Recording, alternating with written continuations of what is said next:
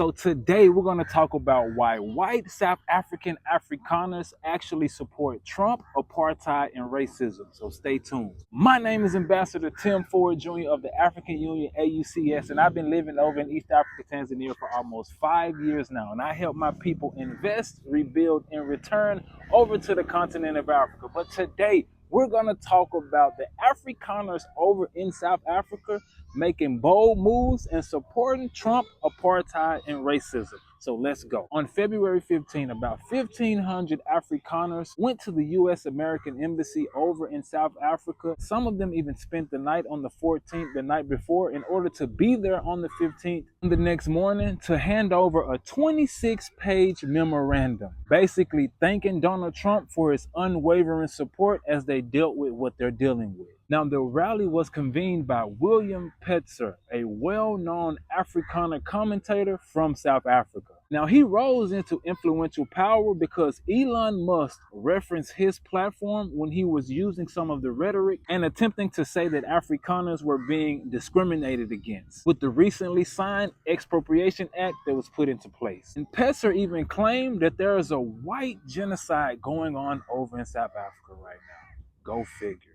Now, as Petzer handed over the memorandum, some of the people in the crowd even cheered. Some of the people even held signs with messages on them saying, "Please stop legalized racism."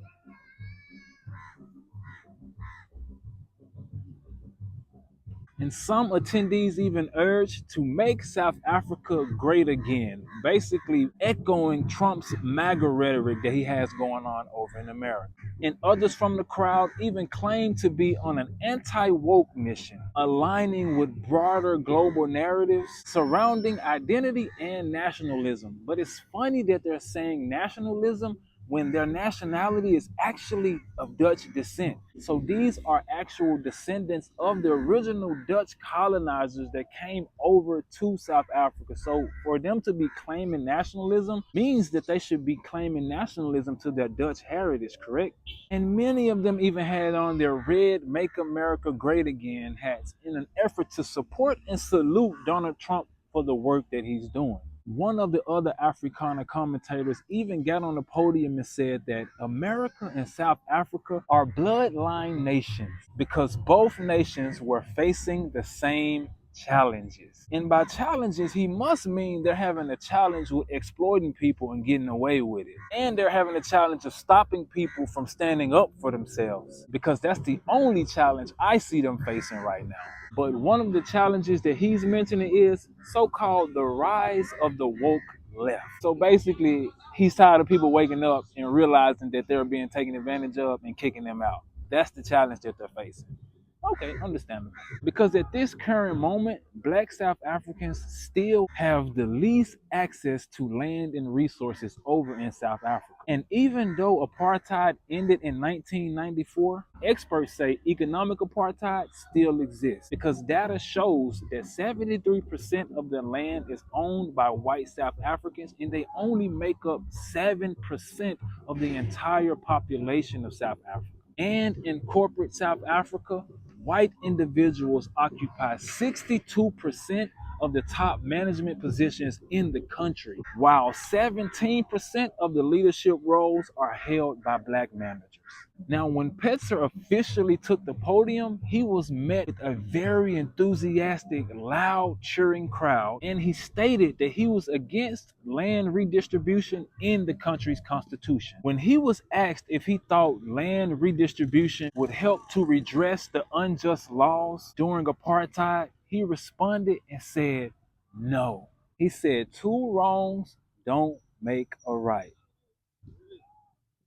Go figure. So my question is, what would he think is an appropriate way to justify and fix what they've done over there? Now, we all know that the apartheid laws actually took land from black people. But he ultimately said using apartheid as a justification for land redistribution was not right, because apartheid was only for 50 years. And if you were to study the grand scheme of South Africa's history, there is no proof that the white government stole land from black people, when there's mountains and mountains of evidence and proof that his people actually stole land with the laws that they put in place during the apartheid era. This is a slap in the face, and they're trying to remove themselves from what they did in order to not be held accountable. But it's a new time, it's a new day, and they will be held accountable for what they've done as a people. Just like we had to pay for what our forefathers did, it's unfortunate, but these people have to pay for what their forefathers did as well. It's just time for that.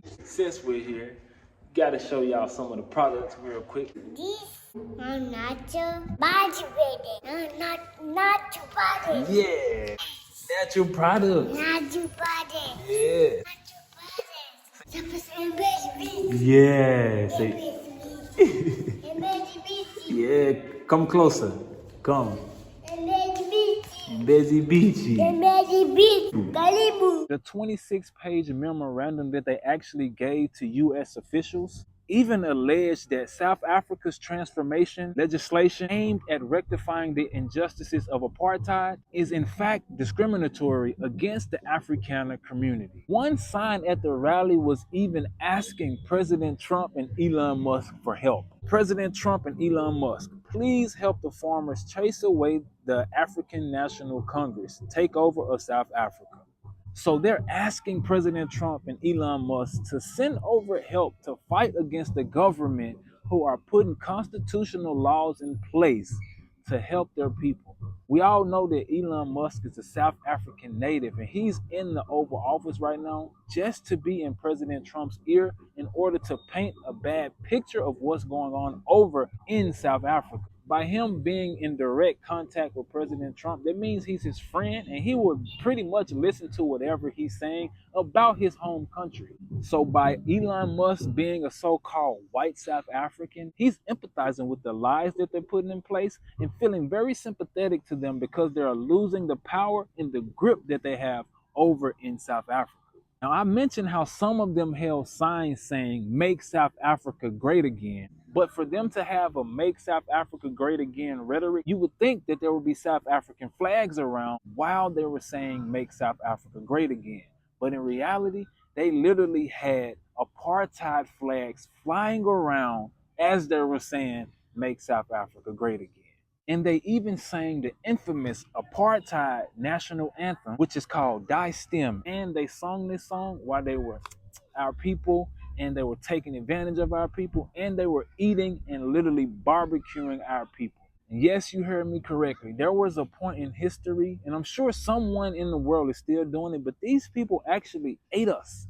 Some of our ancestors were eating because some of these people have certain fetishes about themselves, and they felt like it was okay to actually eat a human being. So some of our people had to endure some of those type of atrocities. So which period are they particularly talking about when they say "Make South Africa Great Again"? Because for some of our people, it was never a great nation. Even when they so-called get their independence from the Afrikaner Boer people in 1994, the ANC came into power, and they were plagued with corruption for a very, very long time. And prior to that, during the apartheid era, black people were racially discriminated against and denied of their human rights. So which era specifically are they talking about making South Africa great again? This type of rhetoric and what they did at the U.S. Embassy in South Africa clearly shows what their agenda is and how they plan to move forward. They are sad and upset because they're losing more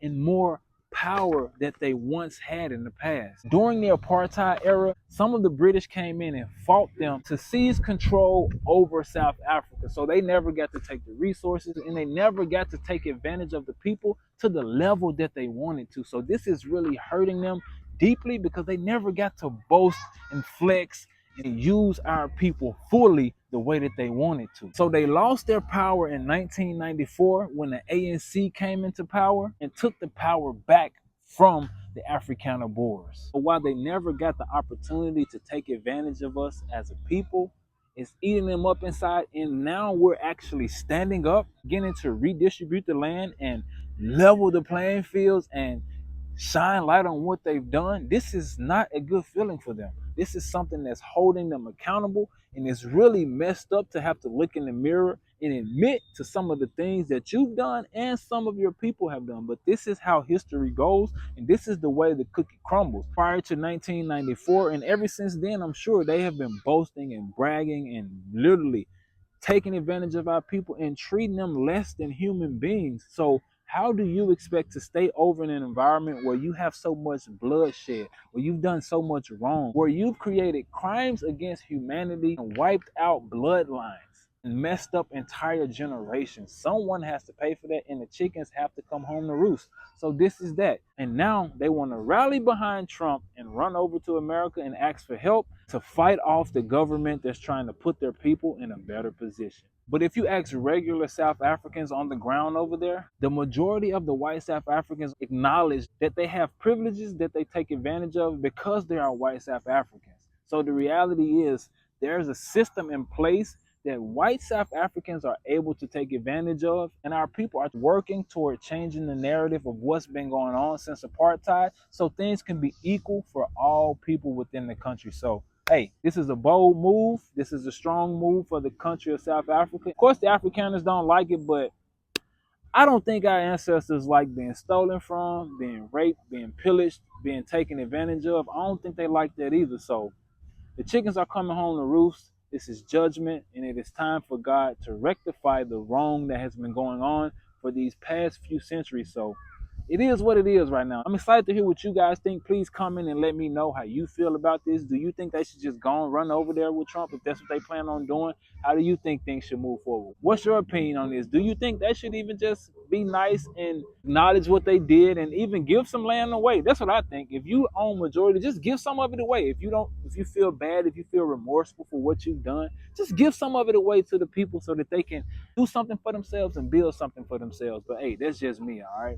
If you haven't already, make sure you hit the subscribe button. Make sure you keep coming back to the content. I will continue to bring current events about what's going on over here on the continent of Africa and the history of some of the people who've helped us from the past, present, and the future. So make sure you keep joining us, all right? And also, if you're thinking about coming to the continent of Africa, I have free resources down in the description box. You can get a free course or a free document to help you have a smooth transition. And I also offer one-on-one consultations as well for those who are interested. And we have Swahili courses too if you're trying to learn the language of Swahili before you decide to come to the continent of Africa. So if you want any of those resources, click the link in the description box and we got you, all right? And if you made it to the end of the video, thank you for your time.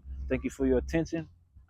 I don't take it for granted that you actually gave me your attention. I hope this content was able to bring you some value and you can see the reality of what's going on over in South Africa and how it's important that we control our own narrative and we continue to be the voices to speak the truth and speak the real. We're continuing to dismantle the Western power that have been put in place. We're continuing to stand up and fix the wrongs that's been done and put our people in a better position. So as we continue to move during these times, we're going to need each other to be bold, to take risks, and to stand in our strong strategic position. So, hey, thank you for your attention, and y'all stay safe out there, and don't let these people take your shalom peace, all right?